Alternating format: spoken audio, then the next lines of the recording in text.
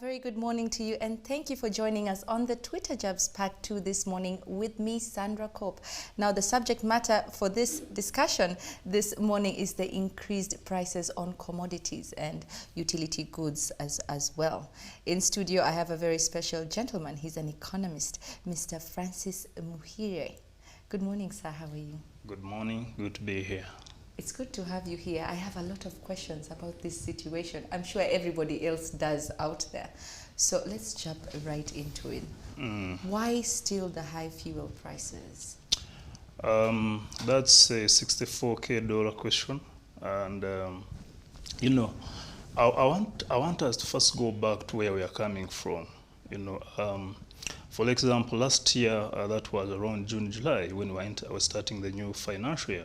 The government, brought in new, tax bills, and one of them was actually fuel, where, 100 shilling as a tax was imposed on per liter of, let's say, petrol. And by then, 1 liter of petrol was around 4,100. Yes. As of today, we're at 5,000. So that was just last year. So by December last year, by December 2021, 1 liter of fuel, let's say petrol, was around 4,500. But you've seen, January coming in and fuel prices are, are going as high as 10,000. Yes. So you see already prices before this, when the Minister of Energy and Minister of Health introduced this new law that all the truck drivers had test for, for COVID. And we saw disruptions in the supply chains. In other words, there was too much, there was shortage, and yet demand remained constant. That's why we saw the prices going from 4,500 to around 10,000. But as I've told you already, even before that incident, prices were already high, only that people had not, realized it. So now that, the truck drivers issue has been cleared, now we've seen prices, dropping down from 8,000, 10,000, settling at around 5,000. Yes. Now, I want to tell you this, that I don't expect actually the price to go below 5,000. And 5,000 is not a market clearing price, by the way. So what does this mean? How come the government has not done much? How come that the fuel prices are increasing without any explanation? Because this increment is or cannot be explained by the increase in oil prices on the global market, or the supply chain disruptions we have happening all over the world. This increment cannot be explained by those factors. So the question is, then why these high prices? And where is the government? This tells you that it shows you the big problem you have in this country. One, we have more of the market and very little of the government.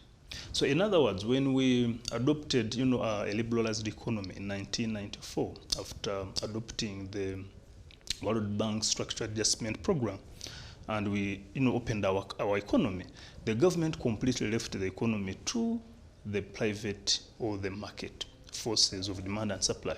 And you can't let the economy be run like that. So having a liberalized economy doesn't mean that as the government you do little. No, you have to keep in check, monitoring. You have to regulate. Exactly, as a regulator. So the problem is, when you look at the industry, the oil industry, whether it is middle, up, or down, it's run by few firms. You talk of the dominant firms. You have Total, Total Energies. Yes. You have Shell. These are the biggest players in the market.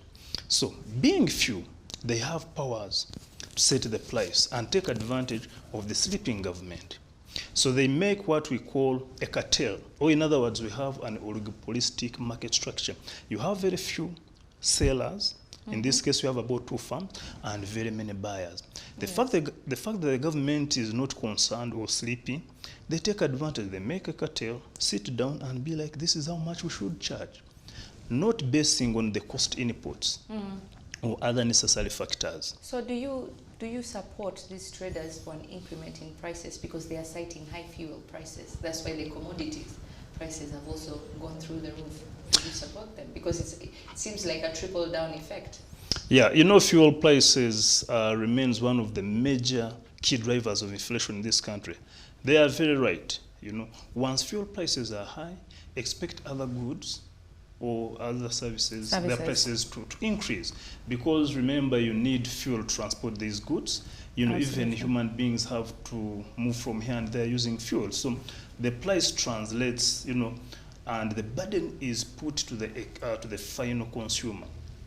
Take an example of, consumables, commodities, especially essential commodities, like cooking oil.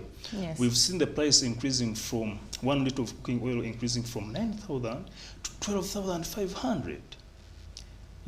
A bar of soap, the price increasing from 4,000 last month to 5,000 today, just in a span of 1 month, you see. The government is quiet about this, and this is very dangerous because it drains, the consumer's disposable income. That is actually even for those few people who have that disposable income. And those other people don't. Exactly.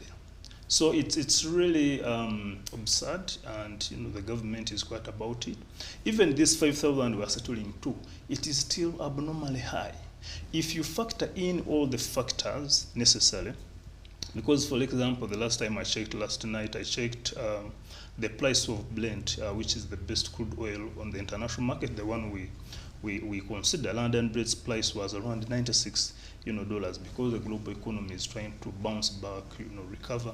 But still, that cannot explain these high fuel prices in the country. Uganda. Yes. Well, some other people are saying, how come other local commodities, and we read this on the Twitter Jabs one, like cooking oil and soap that is actually made right here at Mukwano, why are those prices high, yet they are locally made?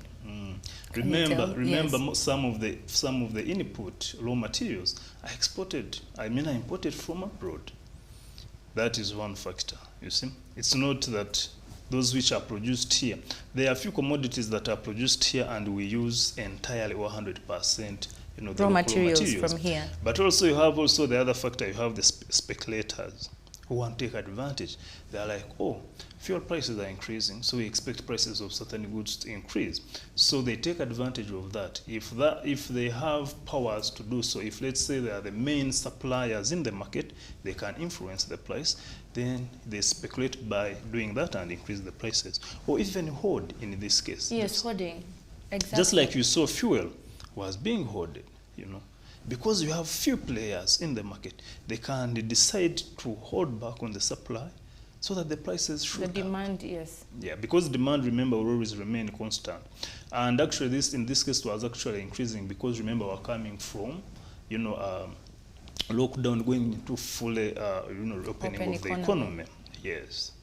Well, how can these utility goods and other goods, how can they be regulated? Because if we track back, like you said, I remember when the president said that food should not be expensive when they imposed the first lockdown.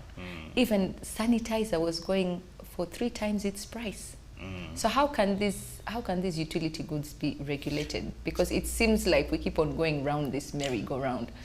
What can the government do to make sure? First of all, politicians. I don't trust politicians. They are traders of false hope.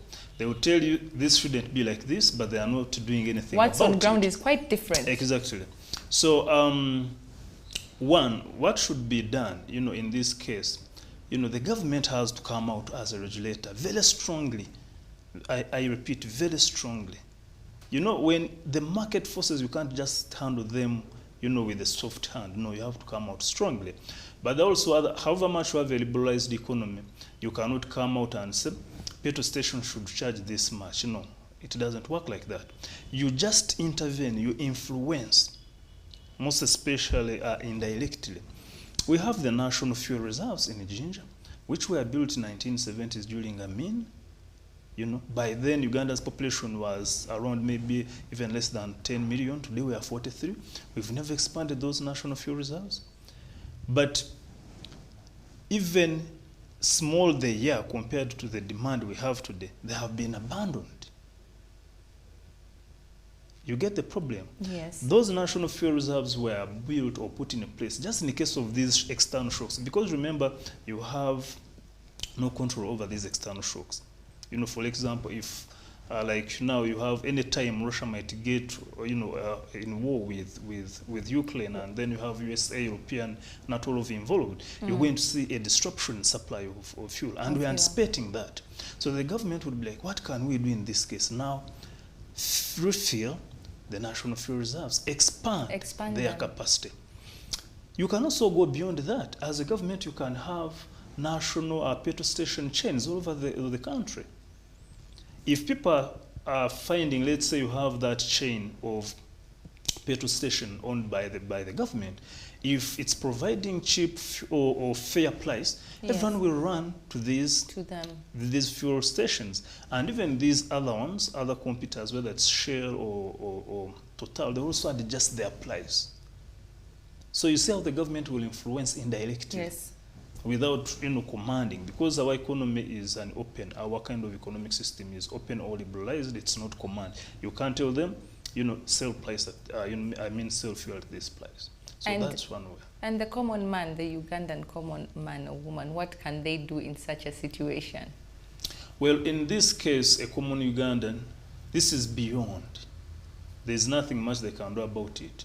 You see, during elections, when you look at the public mechanism choice, you have people who, because you have a democratic process or, in this country, you elect leaders, these politicians are the ones who are going to make key decisions for you. So at this moment, a common man can't do anything except, trying to minimize, or to reduce the expenditure. They have to try to, for example, if you've been traveling up country, any time, any weekend, then you won't be traveling that much. Yes. For a common man, maybe who owns a small car here in Kampala, my friend, you need to park and maybe jump on a border B. That's the best you can do.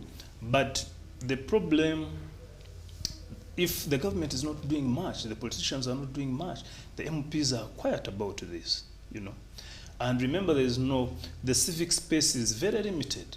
You cannot go out there to protest. You know what will happen. Police will be waiting for you. So the only thing you can do is to be careful and make sure next time during elections, you vote right. You vote for ideas, not handouts. Because these politicians are taking us to an undesired destination. With parting words, what would be your parting words to politicians watching and Ugandans at large concerning this situation? For me, this message goes to the key decision makers in this country. And my message is like this. However much you don't spend on fuel, because the government is taking care of it, think about the common person. Think about the people that gave you this power. It is the common person, these voters that gave you power. Please serve them, not yourself. Thank you. That is quite profound. Thank you, sir. That was Mr. Francis Muhire, and he's an economist, and he was telling us about the situation of increased commodity prices in relation to the skyrocketing fuel prices in the country. Well, that was all with me on the Twitter Jabs to Sandra Cope, but don't go anywhere because we'll be right back. Don't blink.